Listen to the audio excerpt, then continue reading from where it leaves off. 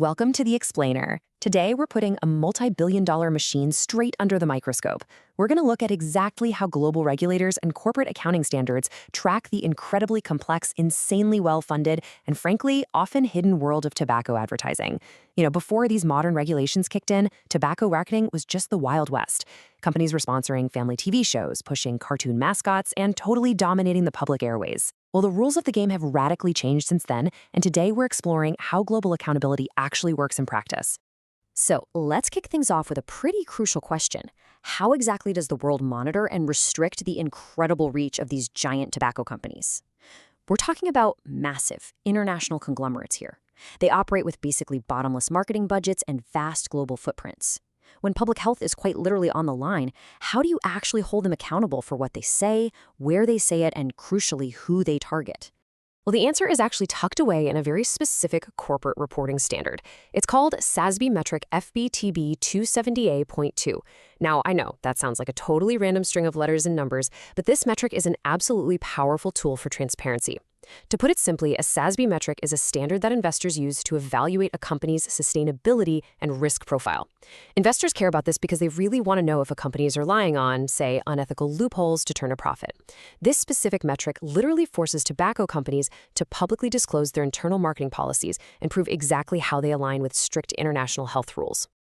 Here's our roadmap for this explainer. First, we'll unpack that marketing metric. Then we'll dive into Article 11, which covers packaging and labels. After that, we'll hit Article 13 on direct advertising rules, expose some sneaky indirect tactics, and finally, wrap it all up with the global accountability check. All right, part one, let's unpack this marketing metric and its crucial connection to the WHO FCT. The absolute key requirement within these sustainability disclosure metrics is pretty straightforward but highly impactful. Companies are required to provide a detailed description of their marketing policies and relevant positions on Articles 11 and 13 of the World Health Organization Framework Convention on Tobacco Control, which is commonly known as the WHO FCTC. If you aren't already familiar with it, the WHO FCTC is this massive, legally binding international treaty signed by over 180 parties worldwide. It's the absolute global benchmark for tobacco regulation. It basically sets the fundamental floor for how governments should be protecting their citizens from tobacco harms. Moving right along to Part 2, Article 11. This is all about the packaging and labels, or the rules for the box itself. So, right off the bat, there's an outright ban on deceptive marketing terms. We're talking words like low tar, light, ultralight, or mild. Under Article 11, companies have to disclose their policies regarding these exact descriptors, as well as any trademarks or signs that basically do the same thing. Why? Well, because for decades, these terms were a total smokescreen. They were historically used to falsely imply to a consumer that a particular tobacco product was somehow less harmful than others. We now know that's absolutely false, and this metric ensures companies are stating on the record exactly how they handle these forbidden, misleading words. Think about the last time you saw a pack of cigarettes, those huge, shocking graphic health warnings. Yeah, they aren't just random design choices. They're mandated by these exact packaging and labeling requirements to actually meet the standard. Companies have to detail their alignment with intense physical design rules for the packaging.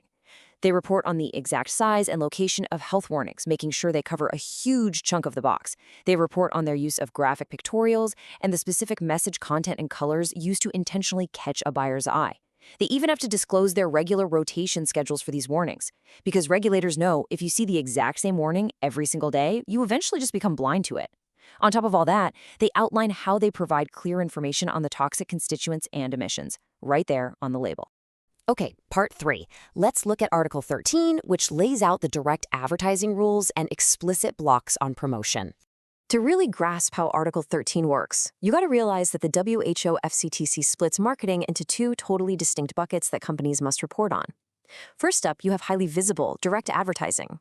This is your traditional TV, radio, print, and billboards. Then, on the other side, you have the much more subtle, indirect promotional tactics. Things like sneaky discounts, product placements, and brand sponsorships. Let's zero in on the direct side first. For direct advertising, this metric seriously leaves absolutely no stone unturned. It forces companies to explicitly state their policies across literally every imaginable medium. We are talking audio and visual channels like TV, radio, films, and even video games.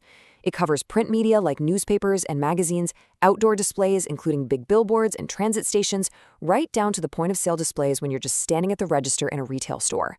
And of course, in our modern era, it mandates strict disclosures around digital communication platforms.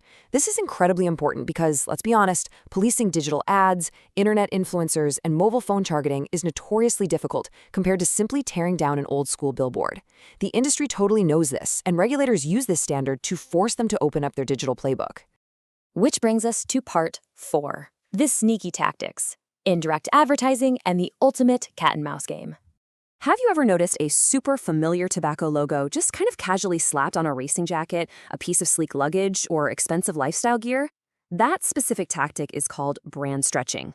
It's officially defined as connecting a tobacco brand name with non-tobacco products or services. It brilliantly and very subtly associates the two in the mind of the consumer. It's a highly effective tactic because it basically turns regular people into walking, breathing billboards in public spaces, where direct advertising is strictly illegal. So now companies must publicly disclose exactly what their stance is on using this loophole. And then, on the flip side, we have something called brand sharing. This flips the script entirely. Brand sharing involves connecting a non-tobacco brand name with tobacco products or services. The goal here is likely to promote a tobacco product or tobacco use in general, either directly or indirectly, to entirely new audiences who already have deep loyalty to that non-tobacco brand. It heavily leverages existing trust from outside the tobacco world to pull new users right in. But honestly, the indirect tactics go way beyond just brand manipulation. Under this standard, companies are forced to lay bare their policies regarding a whole menu of subtle maneuvers. This includes the free distribution of tobacco and related products in the mail, or offering promotional discounts to lower the financial barrier to entry, which is especially targeted at younger consumers. It also covers the quiet, paid placement of tobacco products or brand names in television, blockbuster films, and internet entertainment. Fascinatingly, they even have to disclose their funding of corporate social responsibility programs. Yeah, you heard that right. The exact same companies selling tobacco often fund community charity programs to buy public goodwill. They are essentially using philanthropy as a stealth marketing tool to normalize their corporate brand. Finally, part 5, the global accountability check, or as we like to call it, disclosing the disconnect. We really have to remember that these tobacco giants operate all over the world, navigating dozens of different legal systems and regulatory environments. Because of that, the SASB standard explicitly mandates that the scope of these marketing disclosures has to apply to the entity's practices globally. They absolutely cannot just report on their best behavior in a highly regulated country, like in parts of Europe or North America, and then completely hide their activities in a developing market where they might try to exploit much looser laws. This metric is designed from the ground up to enforce true cross-border global transparency. The ultimate accountability mechanism built into this metric, the real teeth of it, is what we call disclosing the disconnect. Companies actually have to describe any materially distinct practices they employ in various markets. Most importantly, they are permitted and effectively required by the very nature of the disclosure to describe the specific instances or regions where their global marketing policies actually fail to align with the WHO FCT. This acts as a forced confession. It perfectly highlights exactly where the regulatory gaps and corporate double standards exist on the global map. So let's bring it all together. We've journeyed from the super strict rules dictating the text, size, and rotation of graphic warnings on a tiny cigarette box, all the way to massive global bans on traditional billboards. We've uncovered those incredibly sneaky indirect tactics, from slapping logos on racing jackets with brand stretching to using corporate charity as a PR shield. The sheer scale of this cat-and-mouse game is pretty staggering. So as the industry continuously finds new, indirect ways to reach consumers through digital media, we're left to ponder a massive question. Does forcing a company to publicly disclose its playbook actually do enough to protect global public health? Or is transparency really just the very first step in a much longer battle? Thank you for joining me for this explainer. I hope this structured look at the data gives you a powerful new lens for understanding corporate accountability.